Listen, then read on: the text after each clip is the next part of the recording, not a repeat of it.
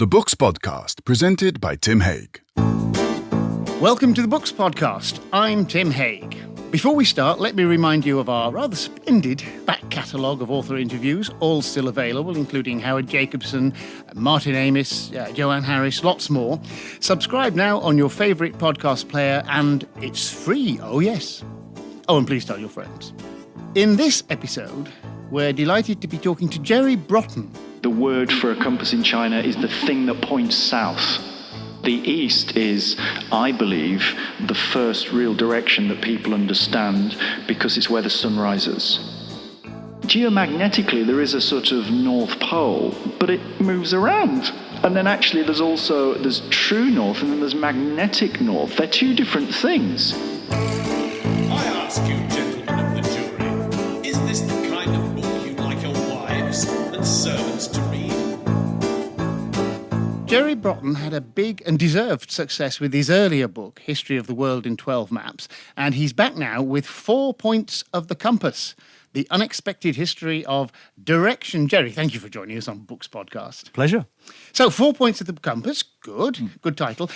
I want to throw a curveball. Could there have been just 3? Would that have worked? It could have, because the Aztecs have 5 points of the compass. So it is an interesting idea that we think that 4 points of the compass, north, south, east and west, are universal, but they're not universal. So there are other cultures. 3 might have been pushing it, but you could have 5. I'm going to say 5. You could have north, 6. south, east, west, up or down. Well, of course, because you have what's called intercardinal directions on the compass point. So once the compass gets going from the late medieval period, you then have a compass point which has 8, and then 16, and then 32, and then indeed 64 points on the compass. But we're going to go with 4 because those are the cardinal, Yeah. which, as you tell us in the book, comes from the Latin word for hinge, doesn't it? You know, that's what they hinge on. Yeah. You start the book, and I think it's a good place to start a discussion of these things, with the blue marble photo from NASA. Tell me about that. It's such a great story. So it's the NASA voyage in 1972. They send 4 astronauts up there, and there's a great story. They say, while you're up there, take some photos, which I love as a brief, in the midst of everything that they're doing. One of the astronauts, and we don't know which one it is, and they all went to their grave claiming it was them. Each astronaut claims that they took what then becomes the most iconic picture really in the history of photography. It's the most reproduced image, which is what's called often the blue marble image. So it was taken December 1972.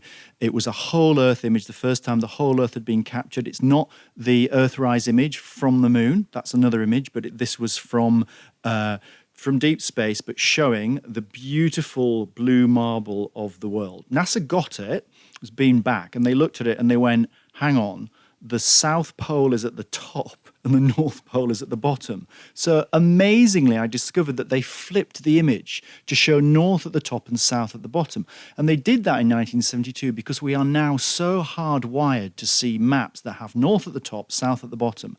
Whereas what the book is saying is that any point of those 4 directions, north, south, east and west, could be at the top of the map. And I just go through in the book and show that different cultures at different points put different points at the top of the map, apart from west, but we'll come to that and explain that. That's one of the questions we're going to go into. You remember in The West Wing, C.J. Craig was presented with an upside-down map and practically had a meltdown. That's right. So north is at the top. I want to say that, why is that? But that's the whole book. I mean, but let's talk about that. The thing is that direction is conventional, isn't it? It's not and in fact, you point out that the Earth rotates anti-clockwise, which it does if you're looking at the North Pole. But if you're looking at the South Pole, it rotates clockwise. It's the other way. So. And even then, anti-clockwise and clockwise are just conventional. Yeah. so you can flip them, we know that. So traditionally, Chinese compasses, actually the word for a compass in China is the thing that points south. So it just depends where you put the arrow. So it can be north and south. We are kind of hardwired on the planet, of course, to the Earth's geomagnetic core. So that does give us a sense of north and south. But again, that makes no difference. There's no point in necessarily having a map which has north at the top. In fact, as I say in the book, it's the weirdest direction to end up putting at the top because it's where it's dark, it's cold, it's not where you want to go. Anywhere on the globe, going north is usually not a great place to go. Unless you're in Australia. Unless you're in Australia. So that's the whole point. Really, the book is really saying it all depends where you stand. Well, that's the other essence of the book, isn't it? You know, direction is dependent on orientation. Yeah. And I'm going to get you to tell me where the word orientation comes from, because that's also important. So orientation comes from the Latin orient, which means east, which is also from where the sun rises. So that's literally, when we say we are disoriented, it means that we are lost from the east. So that's a Latin term, which then gets into early maps, which, of course, now we talk about the idea of the Orient, and people talk about the history of Orientalism. It's a complete myth, the idea that there is a place where people come from who are Oriental. It is a complete myth. But that's where the word Orient, East, that's where it comes from. And that's what interests me in the book. So as much as it's a story about history and science and the invention of the compass and how it develops and it orientates our maps, it's also about identity, how we identify as being a northerner, as you and I are. We'd say we're northerners. We are northerners. You'd also say, you know, that you might be, well, again, it's a myth, isn't it? It's an invention, but we use those ideas. You and I will probably both talk about being northerners, but then we'll also say, nah, it doesn't really mean anything. It's a bunch of stereotypes and myths, as it is to say you're an Oriental. That's now a very politically dangerous term. But people will say they're Westerners. So I love this, that when I'm abroad, say if I'm in South Africa, you see where this is getting complicated, I'd say I'm a Westerner, right? Because I'd say to people in sub-Saharan Africa, I'm a Westerner, but actually I'm from Bradford, like you actually. So I'm a northerner when I'm in England. So again, it's all about situatedness and where you are. And I guess the book is really about just be careful when you use those terms, because they can come with some sort of really rather unpleasant baggage. Because you and I know that if I was growing up, you know, when I went to university in 1987, I went south to university, and I remember somebody saying to me, "Oh, you're from the north, but you seem to be quite clever." Yes. And you know, I had a broad Bradford accent when I turned up at university, and I met people who thought I must be thick, or at least a horny-handed son of the soil, which I'm really not. Yeah. And then were surprised if I said something that was remotely intelligent. Remarkable. And then, of course, as you were just saying a moment ago, it's also, there's a flip, because if you're in Italy, then the north, of course, is the prosperous, industrialized, developed area of the country, and the south is really regarded as how we would see the north here. And then you think of America, and there's a similar way in which the south is represented. You know, it's rednecks, it's people who are uneducated, backward, etc., etc. So those terms come really from directionality. They just come from those four cardinal directions. Well, let's talk about those four cardinal directions a little bit more, because they look as though they're equivalent. You make the point. In fact, you start your survey with east rather than north, which for excellent reasons, and I really, really like that. But in fact, they're not exactly equivalent. There is a difference. If you can travel east or west indefinitely, but you can only travel north as far as the North Pole, and ditto south. They actually have different statuses, these cardinal directions. Yeah, absolutely. And so the east is, I believe, the first real direction that people understand, because it's where the sun rises. So ancient cultures would understand that. The sun rises and then it sets in the west. So immediately you get a sort of moralizing, because the east is a place of rebirth and it's warmth and it's light. So that's a kind of great place. And surprise, surprise, it's where so many religions orientate themselves according to the east. The west is different because it's a place of darkness and disappearance. So it gets associated with the end of life and with death. North and south are different again, as you were saying, because that's really about magnetism, because you can go north to the North Pole, and once you get there and you go further, you go south. That is a man-made construction, though, because, as I discovered in the book, geomagnetically there is a sort of North Pole, but it moves around. And then actually there's true north and then there's magnetic north. They're two different things. So when people are trying to discover the North Pole, they know that there are two different moving parts of it anyway. So suddenly I thought, heck, there's something remarkable about the directions. They're both absolutely natural, because we understand east and west according to sun rising and sun setting. We even get north and south, because we know at midday we understand that the sun is directly north and south. If you're in the northern hemisphere, different if you're in the south. Isn't that, though, the same thing as saying that midday is when the sun is directly south? Yeah. I mean, it's not. There are no fixed points here, are there? There are no fixed points, but they are on a kind of hinge, a cardinal. That's the point. Cardinal points come from the Latin for hinge, and it's almost as though there are two axes. We always think about east-west, and then we always think about north-south, and I think that that's true. They're kind of binary oppositions. So that, as you were suggesting, there are slight differences, I think, in terms of these 4 points. Another one is, again, about identity. We rarely call ourselves Easterners, especially in the UK. You and I will say we're Northerners. Yes, People will refer to themselves as Southerners. You don't really West Country, though. You get West Country, but not Easterners. Yeah. So I try this out in audiences and say anybody here would call themselves an Easterner. However, I lived for a period in East Berlin. And again, once you've got a political context, and usually that's a man-made drawing of an artificial line, you separate a city, east and west. People then called themselves then in Germany Ossis, Easterners. So again, there's that way in which you co-opt that direction and you relate it to your identity. And I tell a story in the book, at the end of the book. I was there just after the wall came down, and a friend of mine, a East Berliner, told me a wonderfully poetic story. I always loved telling it because it really stands behind the book. He said he used to listen in the former GDR. He would listen to pirate West Berlin radio, and he also had an old map of the unified city of Berlin, and he'd follow it. He'd trace it, and they'd say, "Oh, we're describing something in Kreuzberg," and he'd get the map out, and he knew the city in his mind. The night the wall came down, he went through the wall and he said that he was in the crowd, and a Westerner just said to him, "Oh, excuse me, can you tell me where such and such a street is?" And he said, "Yeah, 2 blocks down there, turn right and it's on your left." And he said, "I'd never been there, but it was hardwired into my head." And he said, "At that point, I was no longer an Aussie and I just became a Berliner." And I thought that was such a powerful example. For him, though, it was a kind of Shangri-La, wasn't it? It was a promised land, West Berlin, because he'd memorized, he'd mapped it. He had. It's interesting, actually, that, because they were quite sanguine about what it would mean to become Westerners. So yes and no, but there was that sense in which, in his imagination, he knew that city. He was hardwired to understand it, but he'd never been there.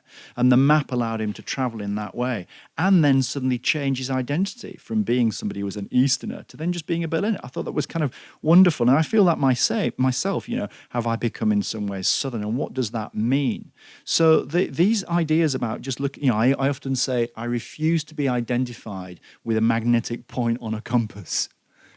But then the North Pole, but being Northern, and there are certain identifications which at other points I will embrace. I will go, I'm a tough Northerner, and we'll play with those identities. We do it deliberately, so it goes very deep. This idea we've both been here so long, we're Southern Jessies, aren't we? By now we are. I'm posh. Yeah, I go back and my cousins will say, "You're posh now, Uncle Joe's." But it does make me laugh because that's why I've really written the book, because I've always been so curious about how hardwired we are to these concepts. And I've often said this, and History of the World in 12 Maps also said, it's an existential question.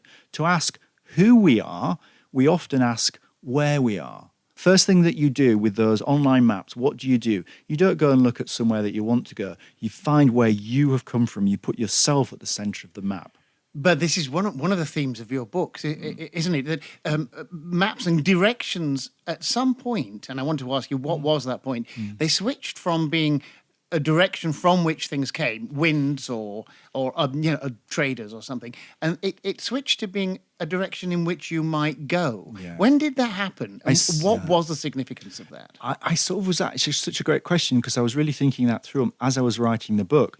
I think it's a really archaic moment, and I show Mesopotamian maps from thousands of years ago, where the first names for directions are winds. They're not about magnetism, so they describe north and south and east and west. They give them these names, and they're about winds that come towards you. So it's the Mistral, it's the Sirocco, winds that still have names. Exactly, yeah, and of course they're absolutely central, just as you've described it. If you're a sailor, they're the matter of life and death. It's not just, that's the Sirocco. That will bring you harm, and it can also flatten your crops as well as it can capsize you. So I think for archaic cultures, before they have a sort of ability to more dominate the world, the idea is that the directions come towards you and they can harm you. So you need to know when and where they're coming from. I think it's probably a late medieval moment where people start to shift that, and they say that is a direction into which we go. Often it will be about, it happens in the Pacific, that moment where people say we will sail into the wind, because then we can go to a place and we know we can get back because we can sail with the wind. And that, I think, is obviously an incredible moment in global history where people make that decision, because it's totally counterintuitive. You don't sail into the wind. That's a really crazy idea. But of course, when people do, because they realize it will mean that they can come back, that is a big shift. And I think once you get that, that is a moment where it's about exploration and discovery. Because, of course, I think directions are invented because people say things beyond where you can see, beyond the horizon, are scary. And that's why you categorize things, because you want to be ready for where those scary things are going to come. When you actually want to go beyond that horizon to get somewhere else, for food, for livestock, for territory, and then the whole history of exploration and discovery kicks in after that. That's when the directions, I think, become important, because then you need some way of getting around, saying, right, we go in that direction towards the sun, and then we're going to claim that territory, and then we're going to come back that direction. And then, of course, the Chinese invent the compass, and that, I think, then starts a whole different tradition about orientation. And the Chinese have the compass really, really early, nearly 2,000 years ago. Yeah. Which is amazing. It's amazing, but it's not for navigation. So they're using it for really feng shui purposes. They understand they can have spoons which are magnetized, so they see that they can move between north and south. So at first they're just working it out. Well, you have to site temples in a certain direction that are auspicious, so they'll use it according to that. So the compass is available to the Chinese, but they're not it points south. And it points south. That's how they call it. They just orientate themselves south. Because the Chinese have this wonderful notion.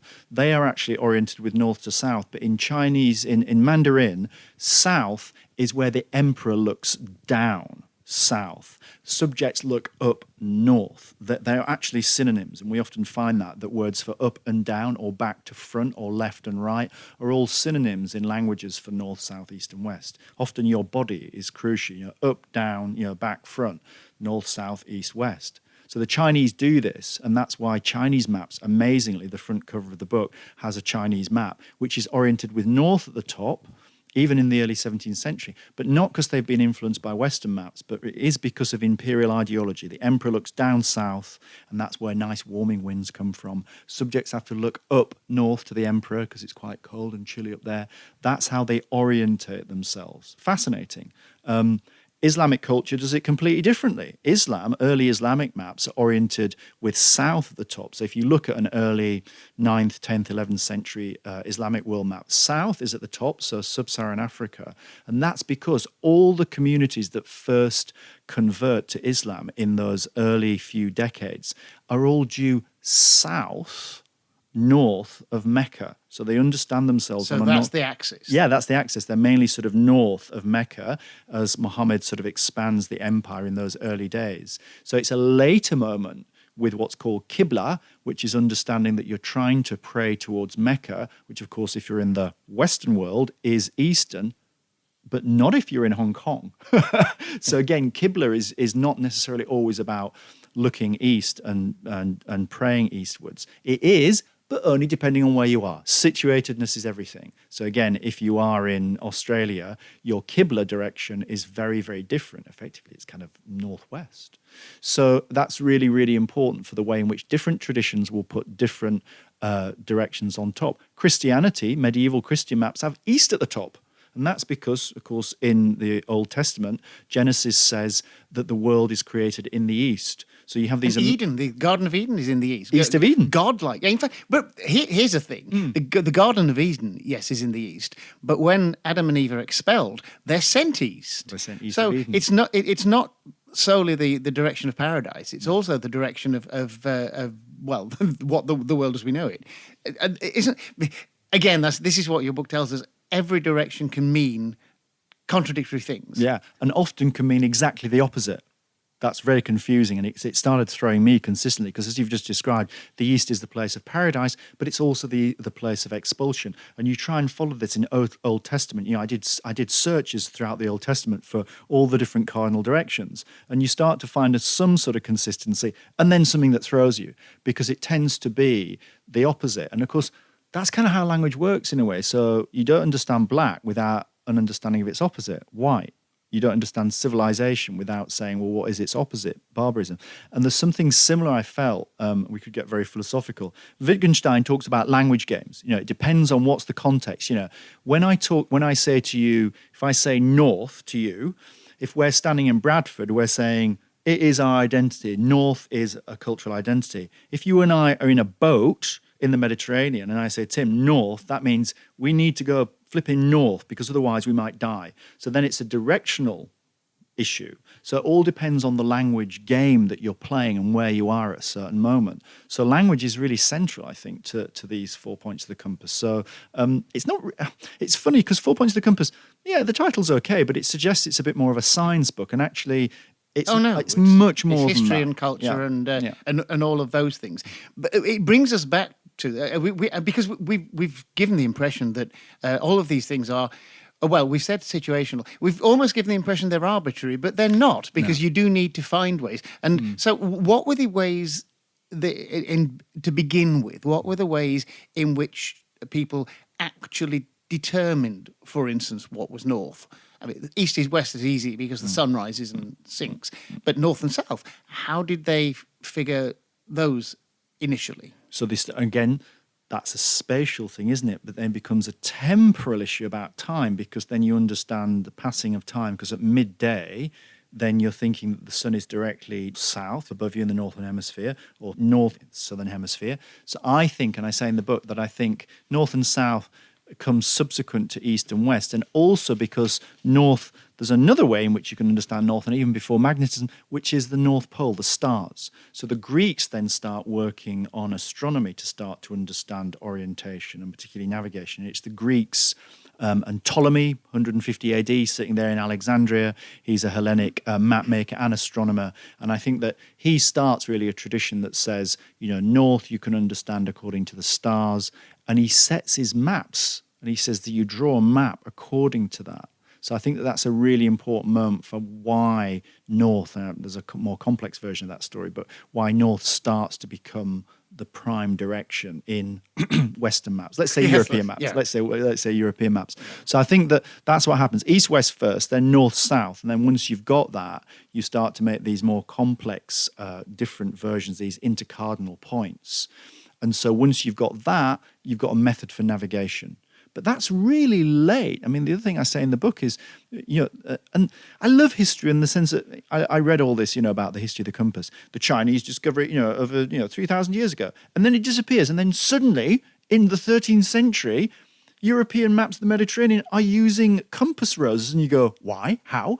And again. It's navigation. Navigation became more and more important. Yeah. And especially outside the Mediterranean. It's when you get into the bigger oceans that you're in real trouble. Because once you sail outside of land, then you've got a problem, and that's why you need other forms of navigational tools beyond just a compass. You need sextants, you need astrolabes, because it's one thing to always be able to see the land, because then you can say, there's the land, and that's on my starboard side, and you can work out east, west, north, south accordingly. Why did they have so much difficulty though?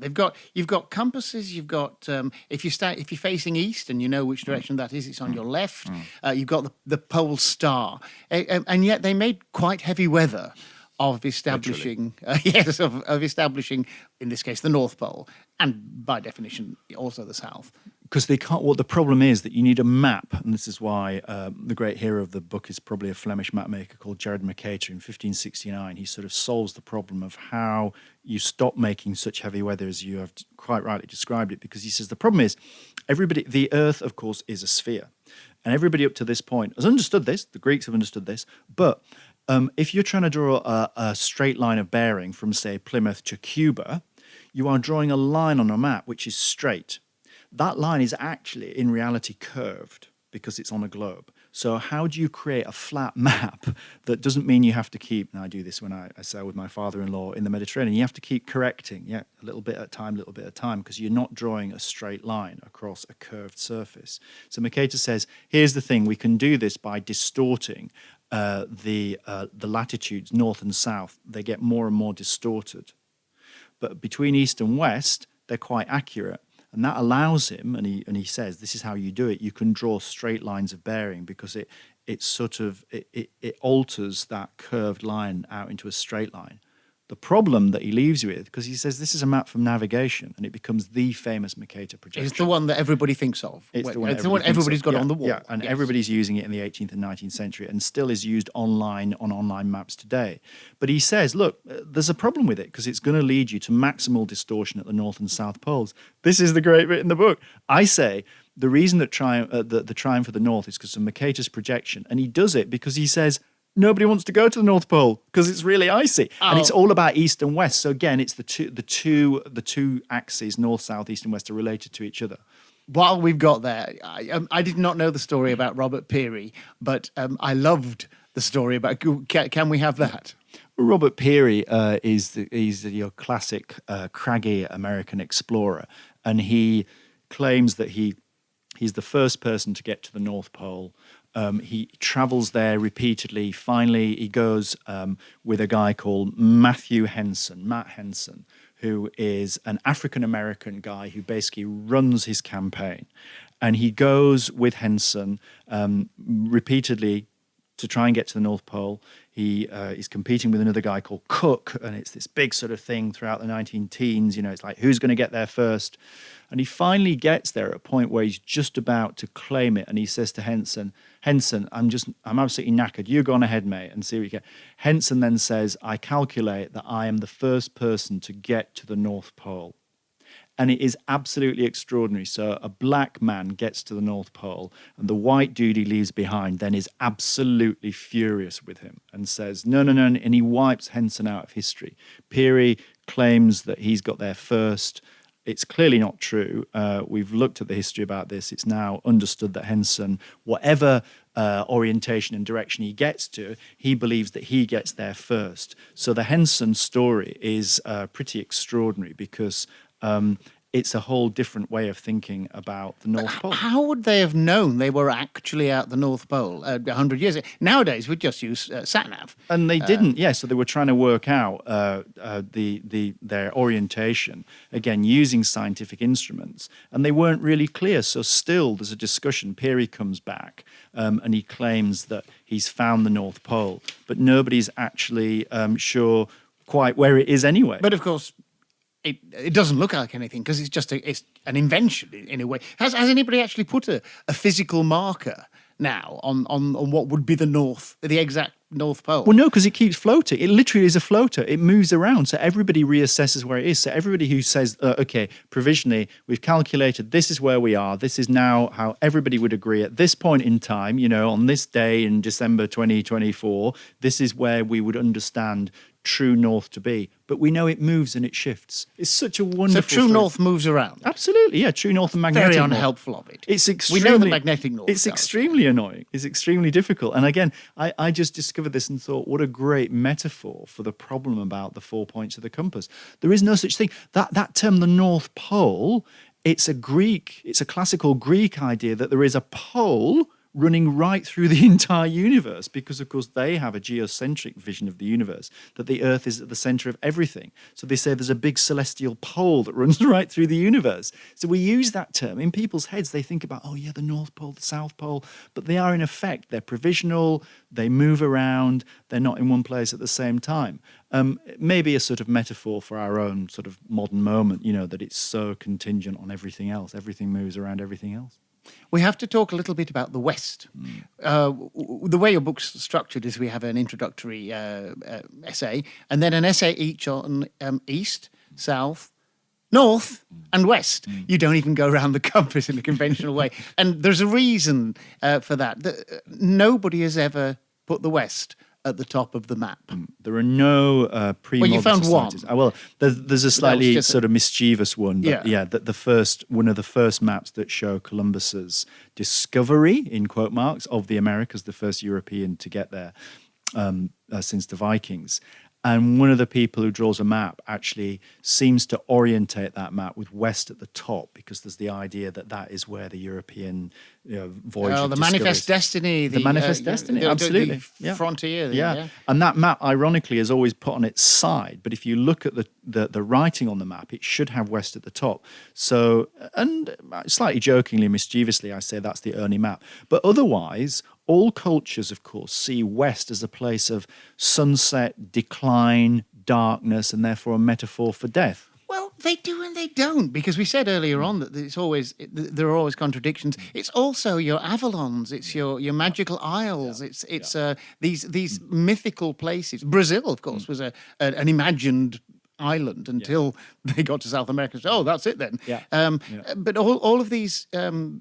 All of these sort of imaginary and in some ways ideal, unspoiled places.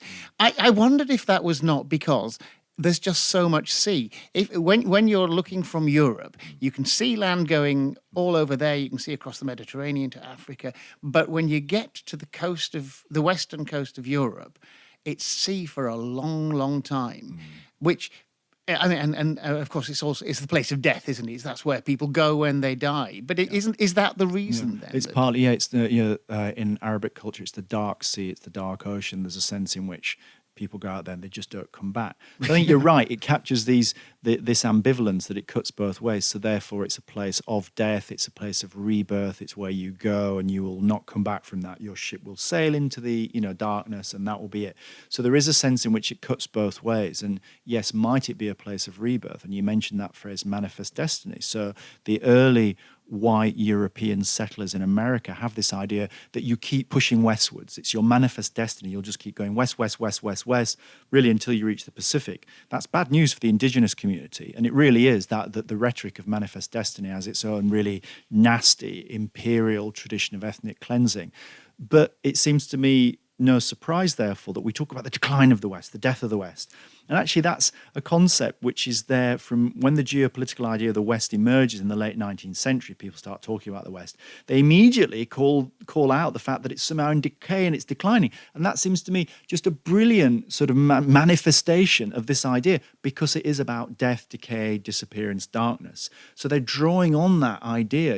Oswald Spengler says, the decline of the West. He writes about the 1920s. The West there is a political term. It's in the same way as we talk about the global North.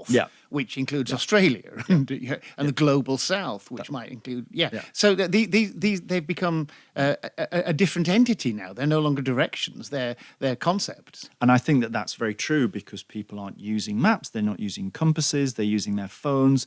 Even the phones are not really using compass directions so much. So I think you're right that what's happening now is they're becoming almost completely defined as identities. As you say, global North.